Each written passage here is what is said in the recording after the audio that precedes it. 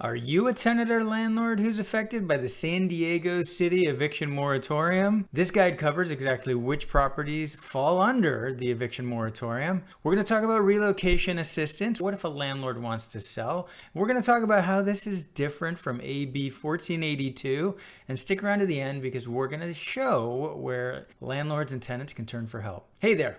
Christian Walsh, real estate agent with Wire Associates. We have been helping renters and landlords make sense during these crazy days. The San Diego City Eviction Moratorium was passed on April 22nd, 2022, went into effect on May 22nd, 2022, and runs through September 30th of 2022, or 60 days after the emergency is declared over by the mayor, whichever comes first. And remember, we can't give tax or legal advice, but for the most honest and up-to-date real estate advice, subscribe to this channel. What better place to start on the San Diego City Eviction Moratorium ordinance than actually in the ordinance itself? So we're going to run through and we're going to show you exactly what this ordinance says so that you understand how this affects you as a tenant or landlord. There's a bunch of whereases in the beginning of the ordinance establishing why the city of San Diego felt it was important to set this up, including COVID and the fact that there was an increase in no-fault evictions. Here we go.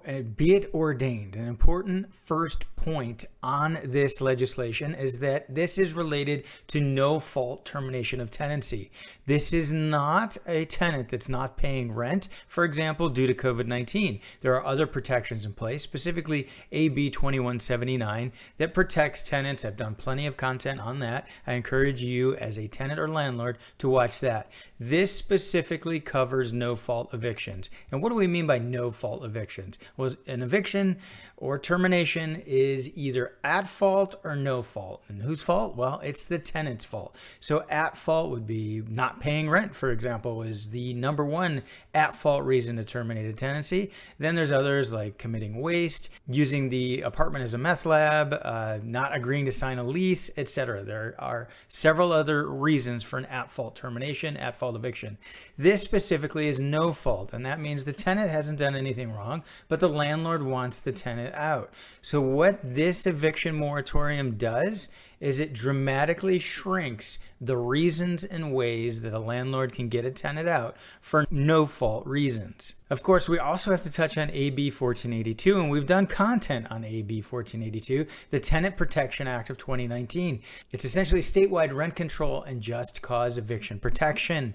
And that's throughout the state unless an area has a more stringent local law related to either of those. What this is doing, what this eviction moratorium in San Diego City is doing, is basically clamping down and making AB 1482 tighter. There are very narrow reasons for no-fault eviction under this ordinance. So number one is the landlord intends to withdraw all rental units and all building or structures. So not just one. If it has multiple units, the landlord has to withdraw all of them. And it also says that the landlord has to give a 6-month written notice prior to doing that. So that's a big change and very different from what current statewide law is. The other reason a landlord can move forward with a no-fault eviction would be in order to do work to the unit. But it's much more narrow in this. It must be a government or court order, or it must be where continued occupancy severely threatens the immediate health and safety of the occupants.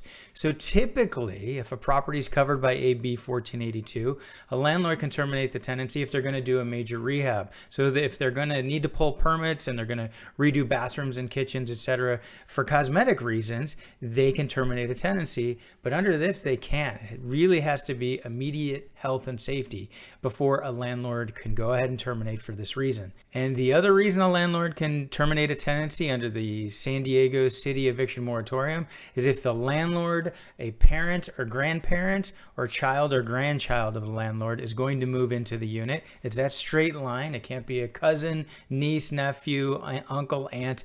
That does not qualify. And it's required that the tenant receive a 90-day notice no matter how long they've lived there. And below that, we see the definition of rental unit. And this is a big change change from AB 1482. Essentially, it means anything that's being rented to people to live in for human habitation includes apartments, condos, single-family homes, hotel rooms, and that is a big departure from AB 1482, where there are properties that are exempt. So condos and single-family homes plus owner-occupied duplexes are exempt from AB 1482, as well as bigger buildings that are 15 years or newer. They are exempt from AB 1482. And what does that mean? That means that the landlord can terminate a tenancy without giving any sort of reason when exempt from AB 1482. So it could be any reason at all that the landlord wants them out, but they don't even have to tell the tenant. If a property is subject to AB 1482, the landlord is able to terminate the tenancy, but it's more broad than what's in here, and I've already described some of the differences there. So this is a dramatic change in the law in the city of San Diego. The other thing it's taken away is the 15 years or newer provision for bigger buildings. That's not in here. It does not allow that. It's basically any residential building that a tenant is in, a landlord's going to have to follow these regulations. This does not apply to commercial tenants at all. And furthermore, it clarifies that it's any threat to evict or moving forward with any sort of notice. A landlord is not able to do any sort of threat like that as well. And don't forget that nothing in this ordinance relieves the tenant of the obligation to pay rent or restrict the landlord's ability to recover rent due. So again, this is not related to non-payment of rent. And if a tenant does not pay rent and it doesn't fall under AB 2179, a landlord can move forward with an at-fault eviction. As for relocation assistance, the City of San Diego Eviction Moratorium does not add any additional requirement for relocation assistance above and beyond what the statewide AB 1482 says. And what AB 1482 says, if a property is subject to that law, so it is a duplex or larger, the landlord, if they're going to terminate a tenancy that is a no-fault termination, they're required to pay a minimum of 1 month's rent.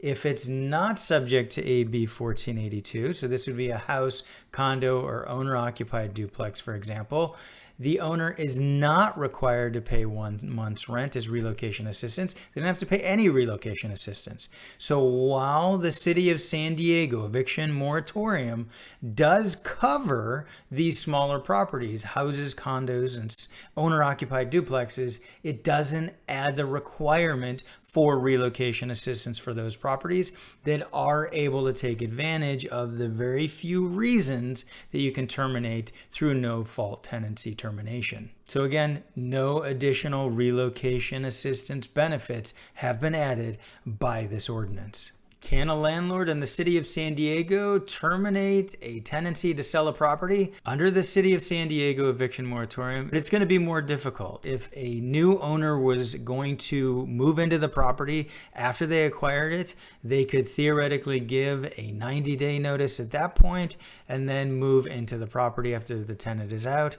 But an owner is not going to be able to terminate a tenancy in the City of San Diego simply because they want to sell the property. Of course, if you have any questions, leave them in the comments below, but the City of San Diego has also put together a very helpful frequently asked questions document. I have it linked below, and this will help you further understand the concepts I've been explaining. But the most important thing in here, I think, is where tenants can turn to for advice, and there's several places, including Legal Aid Society of San Diego. This is where tenants will turn for help if they receive any notices or they feel like they're being threatened by eviction. This is where they're going to go for help. As for landlords, where you're going to turn before you deliver any notice is you're going to turn to a good eviction attorney. I have a link below for several that know Southern California.